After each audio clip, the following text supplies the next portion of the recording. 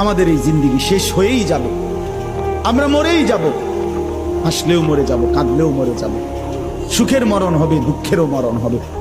আল্লাহ তাআলা বলছে এই আয়াতগুলোতে, বান্দা বিশ্বাস করো, বান্দা তুমি যেই দুনিয়া নিয়ে খুব ব্যস্ত, এই দুনিয়া নিয়ে তুমি খুব মজা পাইয়া লাইছো না, বান্দা বিশ্বাস করো আমি এটা রাখবো না, তুমিও থাকবা না, দুনিয়াও থাকবে না। তোমারও মৃত্যু হবে, গোটা সৃষ্টিরও মৃত্যু হবে। তোমার মৃত্যুরে মৌত বলে, গোটা সৃষ্টির যেদিন মৃত্যু হবে সেটাকে কিয়ামত বলে। একদিন গোটা সৃষ্টির মৌত হবে। এই আল্লাহ বলেন, কাল্লা ইদা দুক্কাতিল আরদু দাক্কাম দাক্কা, সাবধান বান্দা, মনে রেখো একদিন এই জমিন, এই গোটা সৃষ্টি চূর্ণ বিচূর্ণ হয়ে যাবে, ভাঙচুর হবে, একদম ভেঙ্গে চুরচুর করে ফেলবে। ইদা সামাউন ফাতারাত, আসমান কাঠের মতো ভেঙ্গে ভেঙ্গে পড়বে।